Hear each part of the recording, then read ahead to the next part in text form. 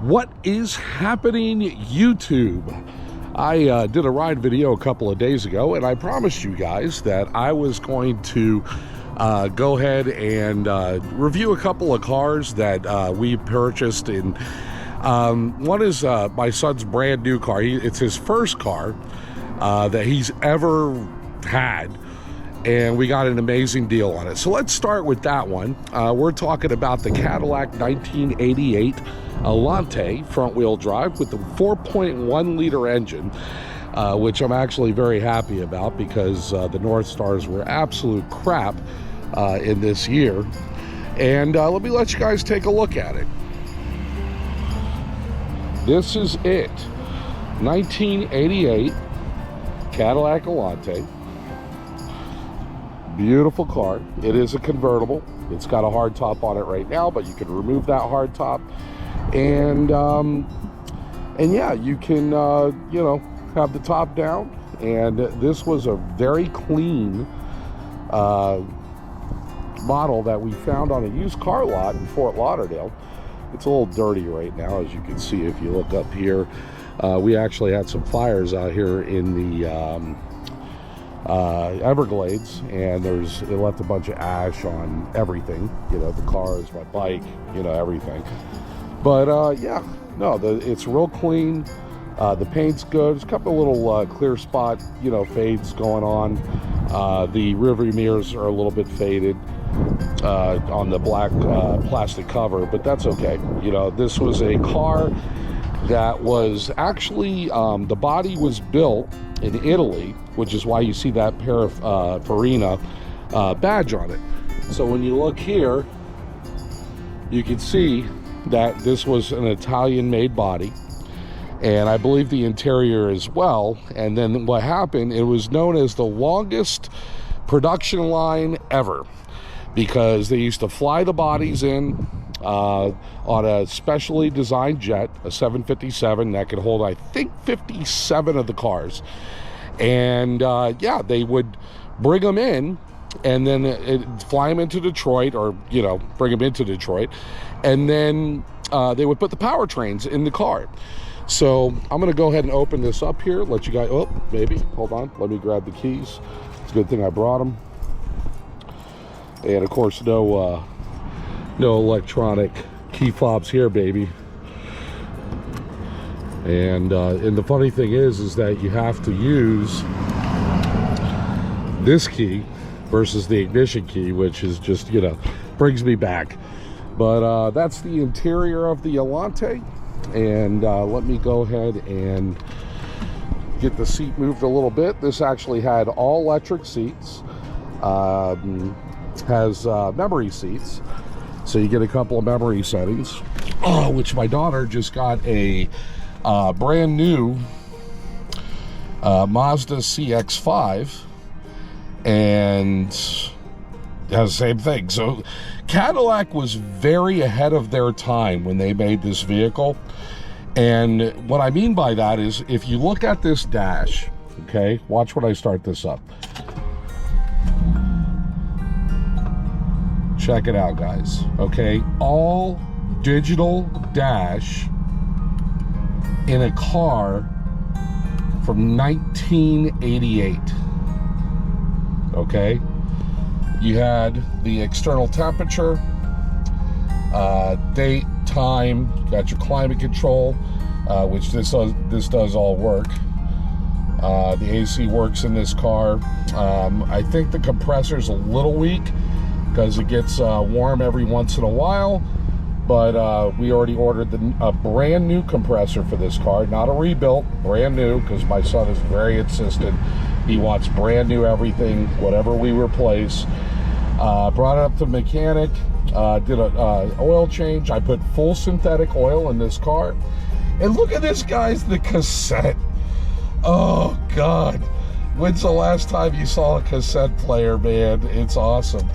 And these cars all came with the Bose sound system in them back in 1988, which I'm going to tell you still sounds very good for this year car. It really sounds amazing. You can't really hear it through the GoPro, but it has a very good radio. A lot of these cars that you find, the head unit doesn't work anymore.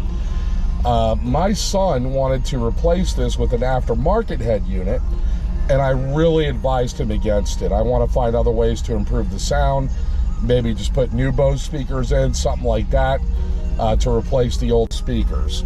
And then, of course, you got the gear shifter here. And check this out, an ashtray with a cigar lighter. Hey, hey, hey. You know, back in the 80s, that's how we rolled. But, yeah, the car, the engine is smooth as silk. Everything works. 124,000 original miles on a car that's, what, over 30 years old? Pretty amazing. So, yeah, guys, that's the Allante. And I gotta tell you, man, the paint is really clean. I came out and I actually did a medium cut buffing on this, and you know, and put a coat of wax on it as well, and fixed some of the tail lights. You know, there's a couple of bulbs out. Got the headlights working properly, and let me just make sure none of that's on. Well, I think it stays on just as exit lights, but yeah, we replaced the bulbs in the front because, you know, they had the old 80s bulbs. But what a slick car. I really want him to get some tinted windows in it. Everything works with the trunk. When you open the trunk up, it actually has this electric latch. Okay, now I want you to know, I used to have an 87 Cadillac Eldorado that had the same thing, and all you had to do, okay, back in those days, was just put it down, and it just sucks it down, okay, which is really awesome. And when you turn the radio on, the antenna comes up, which, you know, come on, man. I mean, come on, that's like amazing, right? So I got that car. My son got that car. He saved his own money. I didn't buy it for him. He works very hard. He goes to school, and he bought that car with his own money. The guy wanted like $8,000. I got him down to about $5,000. So we did good. You know, everything works. The convertible top works. Everything works the way it's supposed to. Today, my older daughter, and she's a registered nurse, and she also, this was a milestone for her as well, got a brand new 2022 Mazda CX5. Okay, now before this, I had been leasing cars for her because she was in college. And today was the day that she bought her own brand new car. So today, this is what she got. She got a brand new Mazda CX5, okay, and she got the carbon package, which comes with the upgraded rims. Instead of 17-inch rims, you get 19-inch rims, and everything's LED all around. Comes with this really cool gray color, although it has a little bit of blue in it, which I think is really cool. But when you come over here, this is the interior. Again, this is brand new. We just got it off. It has 30 miles on it. And that's the interior. See the CX5 badge. Very nice interior, very premium. 8.8-inch not touch screen, just screen on this car. You have to use the knob there to control the screen. Some people gripe about that. Lexus did it for years. I don't know what the big deal is. Quite frankly, I don't want to be reaching to touch the screen anyways. I'd rather use that knob that's right next to me. I think that's going to be a lot better. As far as interior room, I did ride in the back seat today. Now this, because it is the carbon model, does have all this red stitching. Now normally this is the only model CX5 that you can get the red seats with. You know what I mean? Like those cherry red Napa leather seats. My daughter didn't like that. I loved it. She hated it. She wanted the black seats, but it really came out nice with this red stitching.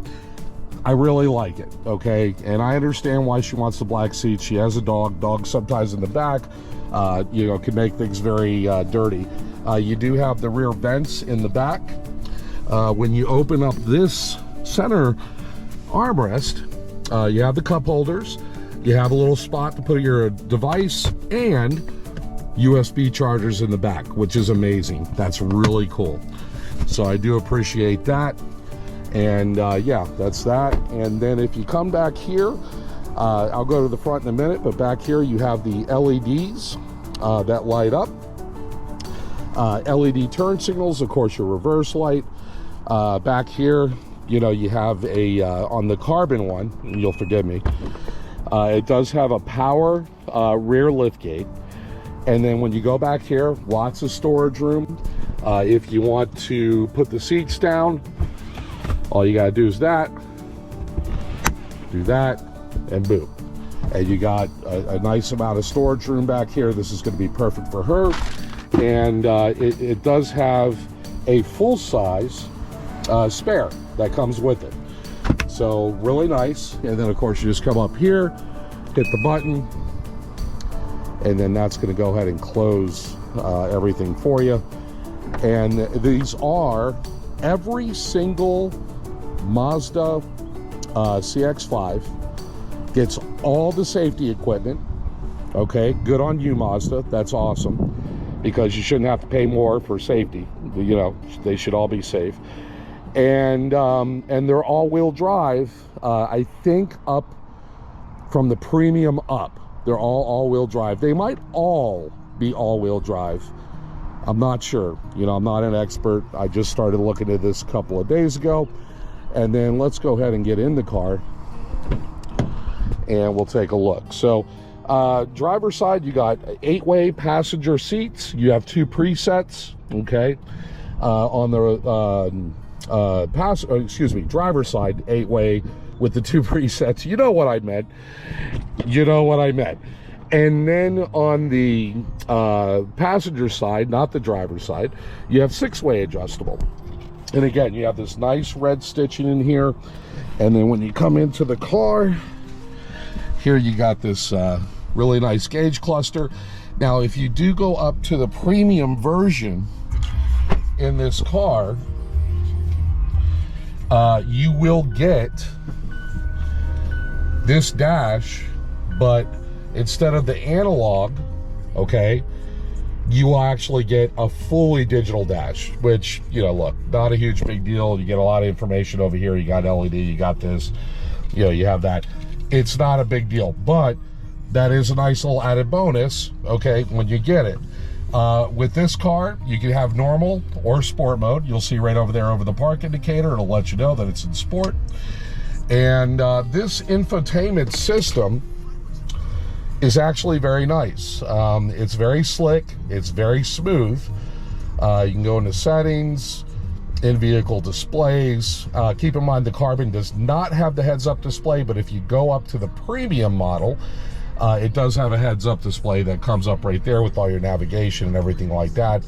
Again, this is my daughter's first car, so she wasn't really too worried about that. The biggest thing she wanted was just the moonroof. That was a big deal to her. But this has heated seats, dual zone automatic climate control. It does have vents in the back, okay, which I'm sure you guys saw. And you have the electronic parking brake. You have the auto hold, you know, which just when you stop at a stoplight, it'll stay there. You don't have to sit there and hold the brake pedal. And here's your volume knob for the sound system. This one does not have the Bose system in it. Again, you have to go up to the premium package to get the Bose system. To be honest with you, this system sounds great, like just their regular system. Sounds fantastic. You do have to buy an accessory. You have to buy an SD card if you want the onboard navigation. Now, I gotta tell you, this does have Android and Apple CarPlay, right? So, you know, most people are just gonna use their iPhones or their Android, get the navigation, and it's gonna show up on the screen, right? This car gets about 30 miles per gallon on the highway. I believe about 25 miles per gallon in the city. And this is, on this trim level, This is not the turbo. Cool thing though about these cars is that they're tuned two separate ways. So you can actually you can run 87 octane and it's perfectly fine, and you can also run 93 octane. If you do run 93 octane, you get about, I don't know, 5 to 10 more horsepower. I'll have to look at the exact numbers.